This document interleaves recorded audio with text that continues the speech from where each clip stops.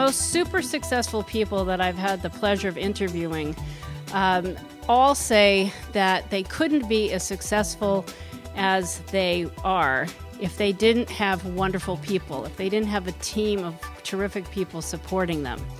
And on the flip side, people who are miserable and depressed and are really having a rough time in business, the first thing they say to me is, oh my gosh, Jane, I don't know what to do. I have these people in my life that are just draining all my energy. The magic wand test is this. If I was going to lend you this wand, which really is magic, and you could go out tomorrow and vaporize a person in your life, in your business life, without getting arrested or sued, how many of you would honestly take this wand home with you? I want a show of hands. Okay, good. It's a good visual cue for thinking about, what can we do to eliminate the toxic people out of our lives? There are no bad people. There really aren't bad, evil people. Like your manager is not probably a terrible person. It's just a bad fit. What you want to do is ask everybody in the office or the team to write down their job description. It's not what you hired them to do. You just ask them to write down what is it they do every day. Because what happens is when you hire someone to do something, and everyone has the posted job description, it's human nature to morph the job into doing what you really like to do rather than what you're supposed to be doing. And all of a sudden, it just throws the alignment of the office completely out of whack. You'll see, in a very objective way, who is out of sync, who is the troublemaker, who's not communicating between this department and that department. You start kind of putting people back on track.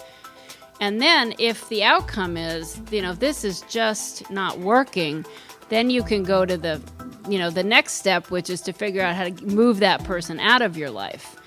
And then the next step, which is really helpful and positive, is you use it to begin cross-training. Because every person in a small business should be doing 2 jobs, should know how to do 2 jobs. So if you're a small company and you're about to hire a big position, a key manager or the head of sales or the head of customer service, think about setting up a short interview, either face-to-face on the phone or perhaps via Skype, with your most trusted and loyal clients or customers. And this really achieves a lot of interesting results. One is it shows how much you value that relationship, that I really respect you. You're my best client, and I'm about to hire Heidi, and I'm not quite, I want to make sure you feel that you could work with her. And it's a very respectful thing. It really honors that relationship. The other thing is it gives you another opinion. Okay, so you're hiring general contractors. Yes, I think the constant problem is first, they don't do the good management job, so results constantly delay of the work. Right. I cannot let them go away like the magic wall because I need them. On the client side, it's easier to get rid of a toxic client or customer because there's a bigger universe. The first step is to look for other opportunities. And it's also a good exercise. You should never be dependent on one source of materials. I don't think it's a bad idea to try a very small project first and see if they do come in on time and on budget. And there are other contractors. I mean, the only stick you have is to take your business elsewhere and to hold them accountable. But be really clear and start small and just have a disincentive and say, you've done a really terrible job and I would have given you 10 more projects, but I can't hold you accountable, so we're going to move on. I think the thing that I did, which was scary, was I actually said no to a project. The potential client stood me up for the first meeting, was late for the second meeting.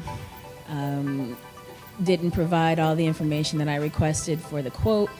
So I took the bull by the hand, sent a thank you, but no thank you. And you walked away. And I walked away. Right.